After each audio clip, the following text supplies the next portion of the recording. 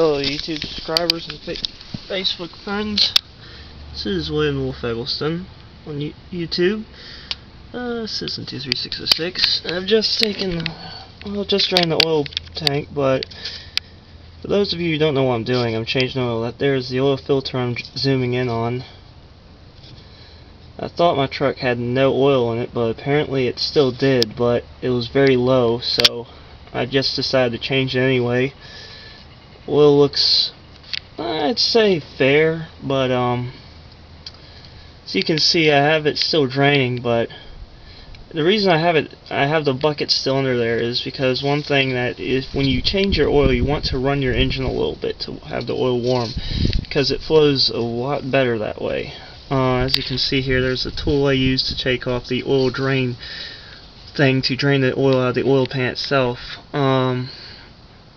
One thing, here's how I change my oil. Normally I just get like a bucket or whatever, and you can actually dispose of your oil for free if you have like an AutoZone or Advanced Auto Parts store, and just take a bunch of milk cartons or whatever, or old milk cartons.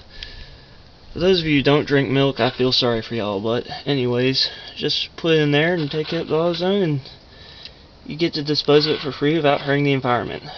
Now, as you can see, this here pan I have, I got a long time ago. I was very young. We used to bake cookies on it. Not anymore, because it didn't fit in the oven. Anyways, I'll come down here and basically show y'all. Alright.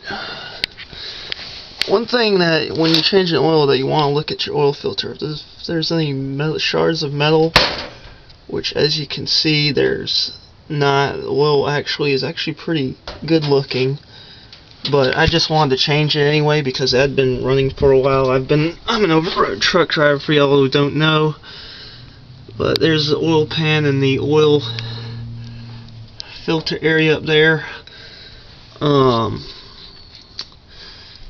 But anyways, as you can see, oil is still dripping out of there a little bit. There's the oil drain cap screw right there, and a puddle of oil. It won't hurt anything, but temperature's pretty cold outside. If you're wondering why I'm in short sleeve, why I have my sleeves rolled up, it's because I don't give a crap about getting cold. But anyways, we're just going to let this drain a bit more to make sure every bit of, as much of the old oil is out as possible before we put the new one on. Now, one thing you do want to do when you put your new oil filter on is you definitely want to make sure it's the right one. Some brands of vehicles, how you doing? This car sounds like crap. Some brands of vehicles use different brands of filter. Like General Motors uses mostly Fram, which we're going to cram a Fram up in the engine. So, and this is basically your Fram oil filter here.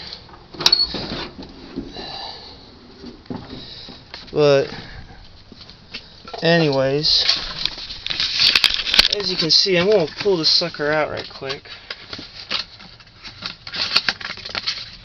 But one thing you want to do is mark the mileage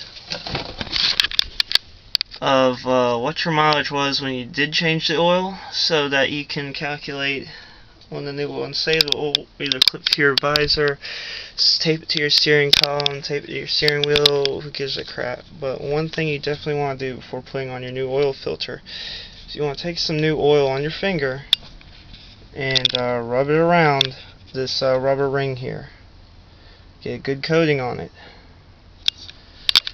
That way, you know, you won't have problems later down the road. It is basically a must-do, and a lot of people don't do that who change their oil the first time. Trust me, I'm a professional. I've been on 3 vehicles, all of which I've changed the oil on except for one because Ford Bronco was a piece of shit. But yeah, basically some of the tools I use. This one turned out to be a bit too small, so I had to use this one and squeeze up on the exhaust pipe, and I almost tightened it instead of loosened it. Luckily I caught myself before I did that. That's another thing you have to be careful of, because if you break that thing on the oil filter, you are fucked. Luckily I didn't. Luckily I caught myself before that happened, thank God. Also, we're going to be putting in a new battery today. Being that the vehicle has not run in a while, we're going to have a hell of a time getting this baby started. So, and when we do get it started, being it hasn't run in over like, God, 5 or 6 months, we're going to have to let her take her easy a bit, so she can, so the oil can flow, new oil can flow through everything, you know. Just keep it, listen out for anything that doesn't sound right. You know, also we may have to bleed the brakes, because air may have seeped into the lines. I'm just sort of paranoid about that. I've been in vehicles that have been death traps before, but I've learned from my mistakes, I'll tell you that. But anyways, the battery is rated for the engine. As far as I know, it's a 350.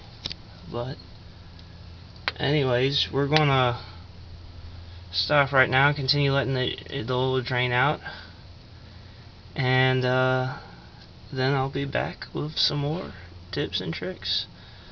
So stay tuned for part 2 of how to change the oil for retards. Have a nice day.